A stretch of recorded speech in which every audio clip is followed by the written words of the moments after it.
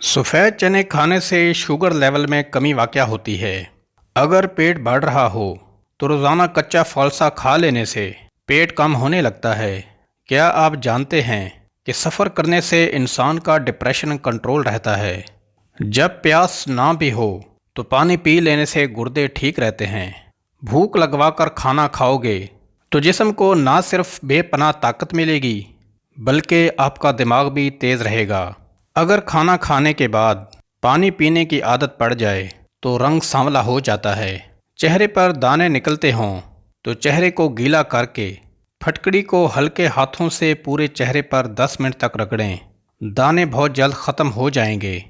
जिन लोगों को एलर्जी हो जाए वो लस्सी बिल्कुल इस्तेमाल ना करें, इससे आपकी एलर्जी और ज़्यादा बढ़ जाएगी।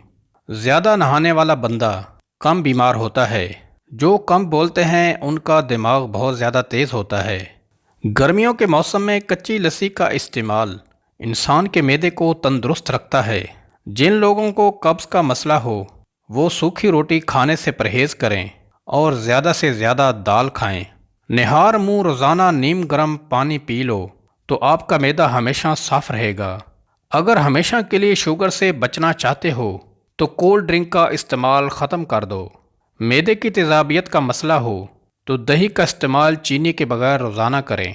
सौंफ वाला दूध पियो, रंग गोरा हो जाएगा। रात को चावलों का इस्तेमाल तर्क कर दें, आपको नींद की बीमारी नहीं लगेगी। अगर आपको नींद का मसला हो तो नीम गर्म दूध को अपनी आंखों पर मसल दो, नींद जल्दी आ जाएगी। औधे सर का दर्द का मसला हो तो जूस का ज़्यादा से ज़्यादा इस्तेमाल करो। चेहरे का मेकअप उतारने के लिए कच्चे दूध का इस्तेमाल करें। कब्ज़, पेट की गैस और अफारे वगैरह में गन्ने का रस नहायत मुफीद है।